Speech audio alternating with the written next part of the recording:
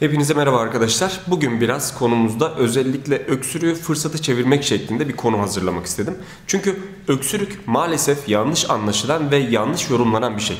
Öksürük aslında sizin için bir fırsattır arkadaşlar ama doğru kullanmasını bilirseniz. Çocukluk çağı grubundaki hastalarımızın büyük bir çoğunluğu %99'dan daha fazlası için öksürük kesici bir ilaç kullanmıyoruz ve olabildiğince öksürüğü desteklemeye çalışıyoruz. Hatta daha öncesinde hazırladığım videolardan birini ya da birkaçını izlemişseniz şunu da şahit olmuş olabilirsiniz. Çocuğun öksürüğünü artırmak için, çocuktan balgam söktürmek için, çocuğun sıkışıklığını gidermek için biz öksürük yaratıyoruz ve öksürük oluşturacak bir ortam oluşturuyoruz. Ve öksürüğün vücuttaki yaptığı etkisine benzer bir şekilde solunum fizyoterapisi yapıyoruz. Bu şu şekildedir arkadaşlar. Akciğerlerimiz birer ağaçtır. Bir bronş ağacıdır. Diyelim ki benim sol taraftaki akciğerim bu şekilde görünüyor.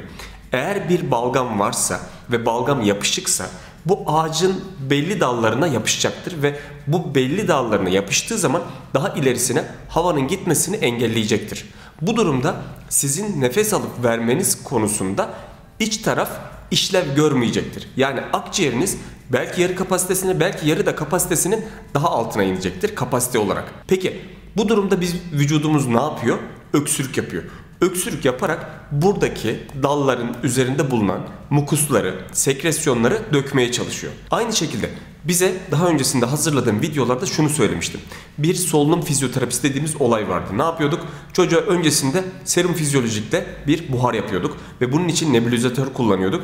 Burada kullanmayı önerdiğim nebulizatörleri alt kısımda link olarak paylaştım. Özellikle tavsiye ettiğim nebulizatör sizin çocuğunuza yeterli miktarda küçük hava tanecikleri verebilecek bir içerikte olması lazım. Bu yüzden bunun için kompresörlü bir ürün kullanmak zorundasınız. Yani kullanacağınız elektronik taşınabilir o nebulizatörler yeteri kadar su taneciği barındırmadığı için bu ağacın dallarında bulunan mukusu, sekresyonu yeteri kadar sulandırıp buradan dökülmesine izin vermeyecektir. Yapmanızı istediğim şey nebulizatörlü kullanmak, çocuğa buhar vermek. Bu buharla beraber çocuğun o ilgili yerdeki tıkanıklığın yavaş yavaş daha kolay dökülebilir hale gelmesini sağlamak. Öksürük başladığı anda da bunu biz daha da kuvvetlendirerek ağacın dallarında bulunan yapışkan mukustan kurtulmaya çalışıyoruz. Aslında başlayan öksürük solunum fizyoterapisinde bahsettiğimiz akciğerin dallarındaki mukusları dökmenin bir yoludur. Bunun için içerisinde kullandığımız maddede çok ciddi bir tuz oranı yok.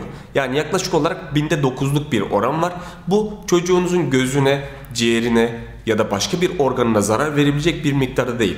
Burnuna sıktığınız zaman beynine gitmez.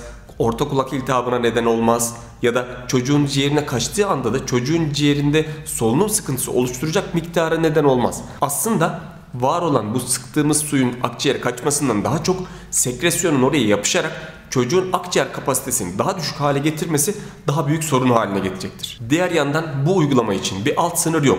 Yani yeni doğan prematür bebeklere dahi yeni doğan yoğun bakımlarda biz bunu uyguluyoruz arkadaşlar.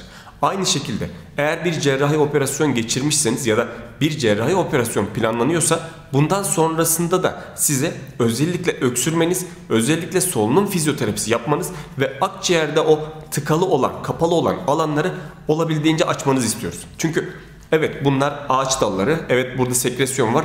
Evet vücut bunların büyük bir çoğunluğunu hastalık geçince kendi kendine temizliyor ama bazıları o kadar sertleşiyor ki buradaki alan tamamen tıkalı kalıyor ve akciğer kapasitesi kalıcı olarak düşüyor. Kalıcı olarak düşüyor'nun anlamı ne biliyor musunuz? Akciğeriniz var ama işlev görmüyor. Bir et haline geliyor. Amerika'da yapılan bir çalışma şunu göstermiş arkadaşlar.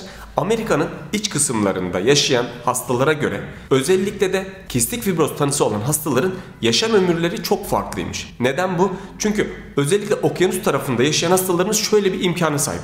Okyanus dalgaları hızlı bir şekilde kıyıya vurduğu anda tıpkı nebulizatörün yüksek basınçta havayı vurması gibi parçacıklar haline getirdiği küçük hava tanecikleri insanlar tarafından solunuyor. Ve insanlar tarafından solunduğu için kistik fibrozda durum şudur.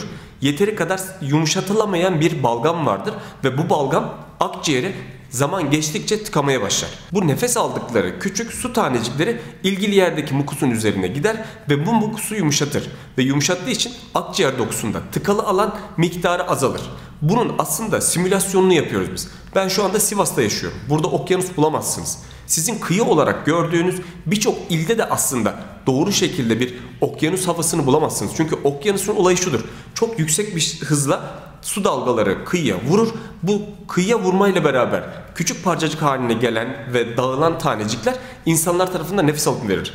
Aslında bunun simülasyonu dediğimiz şey serum suyunu bir nebulizatörün içerisine koymaktır ve çocuğa bunu koklatmaktır.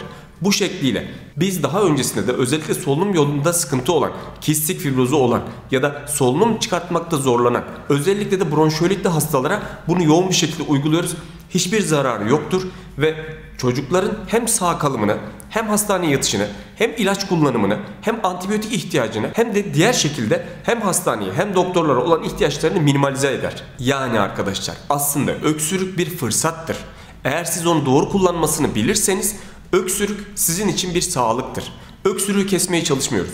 Doktor önerisi dışında kafanıza göre öksürük kesici bir uygulama, öksürük kesici bir ilaç ya da başka bir madde, bitkisel kaynaklı bile olabilir, kullanmanızı önermiyorum. İlk 1 yaşta zaten çocuklarda nezle dahi olsa kullanabileceğimiz herhangi bir şurup, ilaç yok. Daha sonraki dönemlerde de seçilen vakalarda doktor önerisiyle öksürük kesmeye çalışılabilir.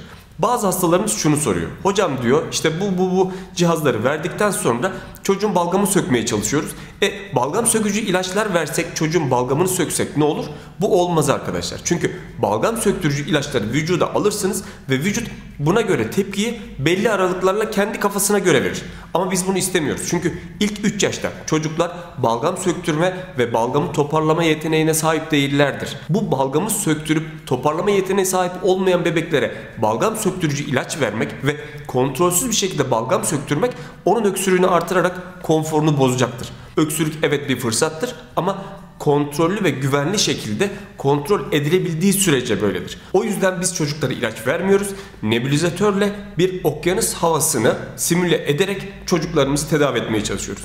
Şimdilik böyle olsun arkadaşlar. Merak ettiğiniz konular ya da yeni bir konu öneriniz varsa ya da burada konuşmadığımız bir konu, bir sorunuz varsa alt kısımda yorum olarak bekliyorum. Elimden geldiği kadar yorumlarınıza cevap vermeye çalışıyorum. Ve bir sonraki konuyu belki sizin konunuz, sizin sorduğunuz soru üzerinden video hazırlayabiliriz. Kendinize çok iyi bakın arkadaşlar. Görüşmek üzere.